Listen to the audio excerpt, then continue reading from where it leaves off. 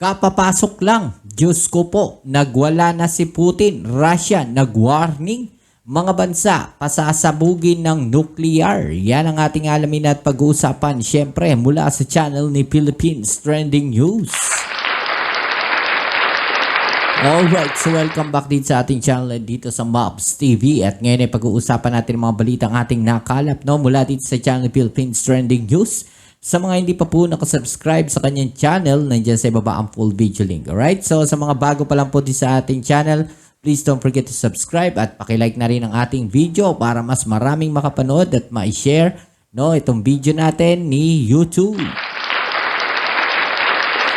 Alright, so huwag na natin patagalin, umpisaan na natin to. Let's go! Nagbabala ang Philippine Navy ukol sa posibleng pagtaas ng tensyon dyan sa may West Philippine Sea kung pilitin ho ng China na magdetene o hulihin sa umano'y mga manghihimasok sa naturang karagatan simula ho yan sa Sabado, Hunyo 15 ng kasalukuyang taon. Sigurado po talagang tataas po ang tensyon dyan, mga kababayan. At baka nga po magkagulo pa pag ininsist talaga ng China na manghuli ng mga Pilipino o mga trespasser dyan po sa West Philippine Sea. Okay, lalong-lalo na kung ang uhulihin nila, ito po mga mahingisdang Pilipino. Baka po pumalag yung mga yan, hindi ho natin makokontrol yung mga yan.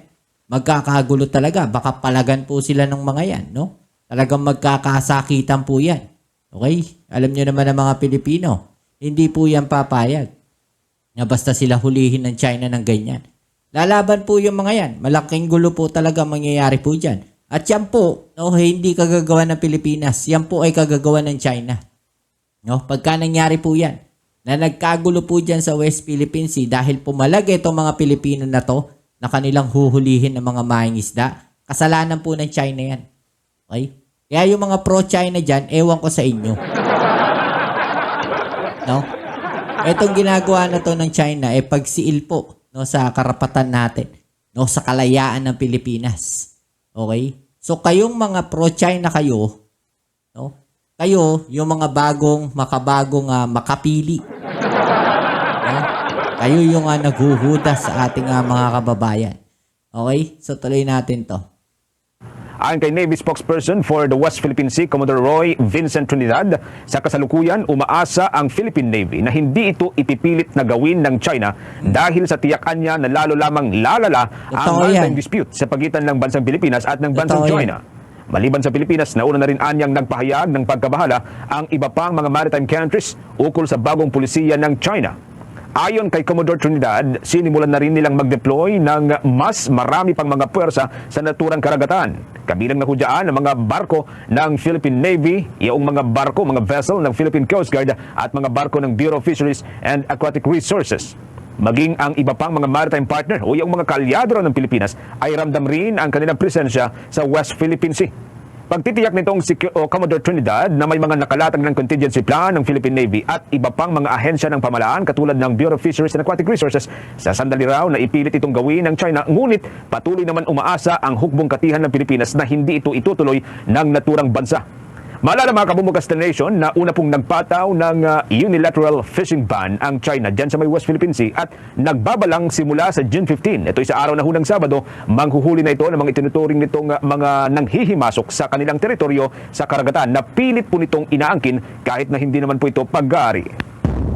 Nagpahayag ng patuloy na pagtutol ang Group of Seven sa mapanganib na paggamit ng China sa Coast Guard at maritime militia nito sa pinag-aagawang karagatan at patuloy na pagharang sa ibang mga bansa mula sa malayang paglalayag sa high seas. Ito ang inihayag ng Group of Seven sa isang statement mula sa kanilang summit na ginanap sa Apulia sa may Italy.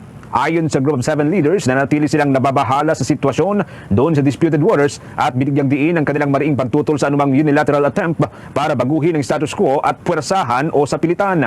Idinulog din ng Group of Seven ang matinding pangamba sa umiigting na paggamit ng mapanganib na maniobra at mga water cannon laban sa mga barko ng Philippine Coast Guard, Bureau of Fisheries and Aquatic Resources at mga chartered supply ships.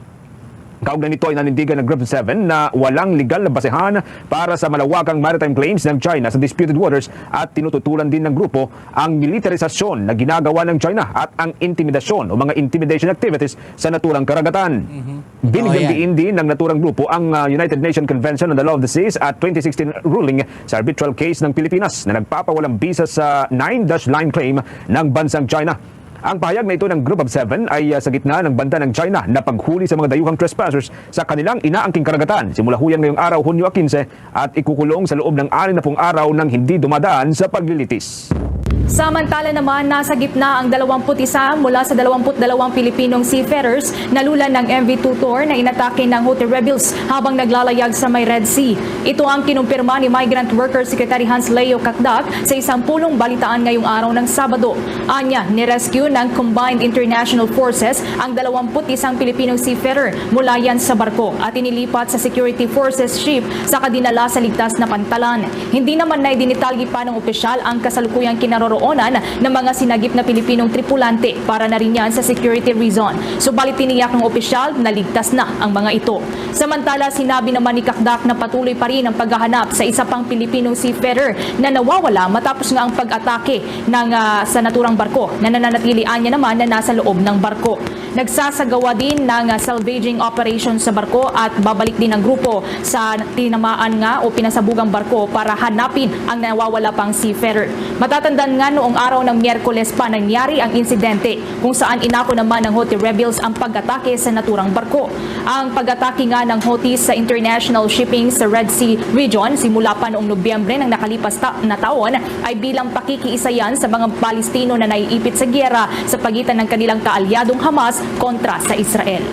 Nagkasundo ang Group of Seven na mga bansa na magbigay ng $50 billion na pondo para sa bansang Ukraine. Ayon kay Italian Prime Minister Giorgia Meloni na ang pera ay manggagaling sa iba't ibang frozen asset ng Russia. Kinumpirma rin ni French President Emmanuel Macron ang naganap na political agreement na magbibigay sila ng karagdagan na financial support sa naturang bansa. Kasalukuyang ginaganap ang Group of Seven Summit mula Hunyo 13 hanggang 15 sa Apulia, Italy, kung saan ilan sa mga tinalakay nila etong gera sa Ukraine at Gaza, ganon rin ang kahirapan sa Africa, migration, economic security at ang international cooperation laban huyan sa artificial intelligence. Sinabi naman ni United States President Joe Biden na mahalaga ang nasabing pondo bilang suporta sa pagbangon ng bansang Ukraine sa ginawang pag-atake ng Russia. Naniniwala ito na sa nasabing pondo ay magdadalawang isip na ang Russia sa pag-atake sa naturang bansa. Kaugnay niyan, pakinggan natin ang bahagi ng pahayag ni US President Joe Biden.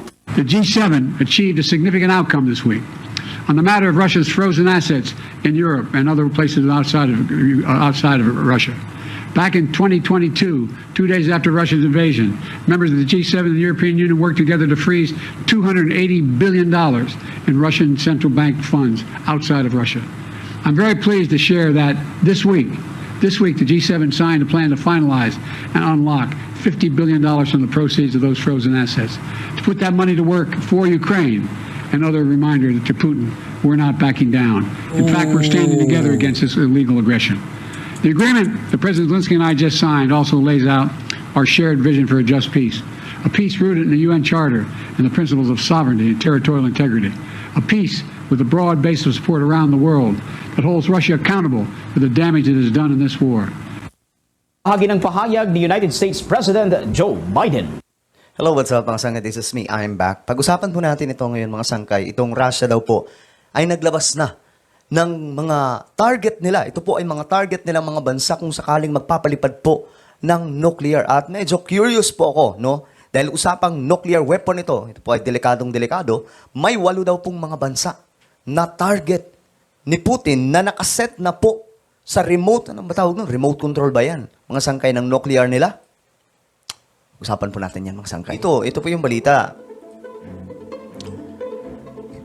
Russian TV, ipinakita daw po yung mapa kung saan itong si Putin ay magde-deploy ng kanilang missile. So, usapang nuclear po ito, mga sangkay. Ano-ano kaya mga bansa ito? Okay, bago natin tingnan ito at alamin, mga sangkay, ito lamang po ay highlight. Ano ang mayroon, mga sangkay, sa ano ba tawag dito, parang remote control nitong mga nuclear ni Putin? Ito, mga sangkay, may tinatawag po ditong nuclear briefcase. Okay? Na lagi daw po itong dala ni Putin kung saan siya pupunta. At ayon po sa mga balita, mga sangkay, anytime pwedeng pindutin ni Putin ito. Ako, Alamin po delikado natin. yan, no? Pakita ko lang sa inyo saglit mga sangkay para mas maintindihan na po natin. Ayan po yung briefcase. Ayan, nakikita nyo, dalawa po yan. Lagi daw po itong dala. A rare footage was shown of Putin's officers walking close behind the president carrying the nuclear briefcase.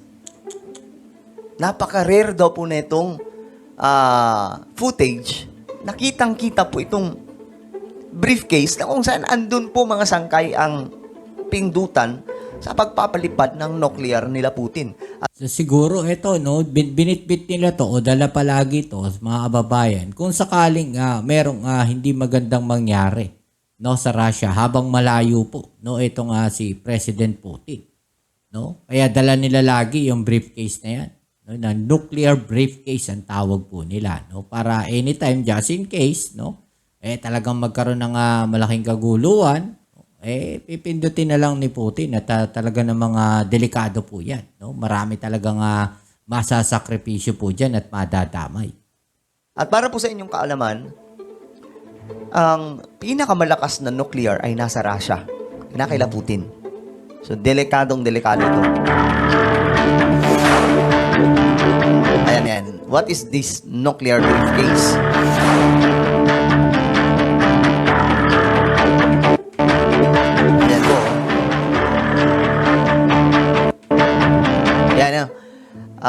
Ayon daw po sa report, ang nuclear briefcase ay dinadala just in case daw po may potential na strike order. Kung sakaling may potential daw po na, kumbaga, emergency na kailangan nilang gawin ito.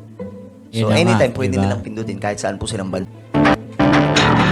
Parang sa movie lang, di ba? Ganyan sa movie Di ba? May mga ganong klaseng movie na pinag-aagawan po nila yung briefcase or anything na pwedeng boom sa isang bansa o isang syudad. The briefcase, sabi po dito, ang briefcase na ito ay lagi daw pong dala ng presidente kahit saan. Pero minsanan lang daw po ito makuna ng video.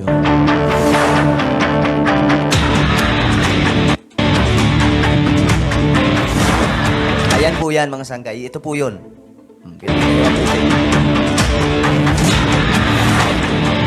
Ayan. So, in the command section, there are two buttons. White for launch and red for cancel. Ito yun, no? White. Asan yung white? White. Asan yung white? Ito ata. Para daw po ito sa command. Tama ba? Tapos ito daw yung red. Ito daw po yung cancel. Okay. Okay, para sa inyong kaalaman, ang nuclear kaya pong, isang nuclear lang, kaya pong burahin ang isang malaking syudad. Ganyan po kalakas. Sa isang idlap lang, as in super dali lamang po mga sangkay. Kaya mas nakakatakot po ngayon yung digmaan just in case na mangyayari, no? Huwag naman po sana.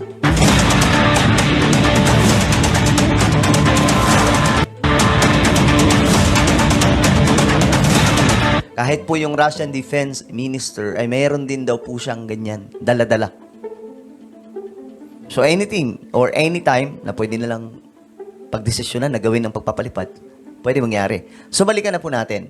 Anong mga bansa kaya itong sinasabing nandun na po, nakaset na doon sa remote nila?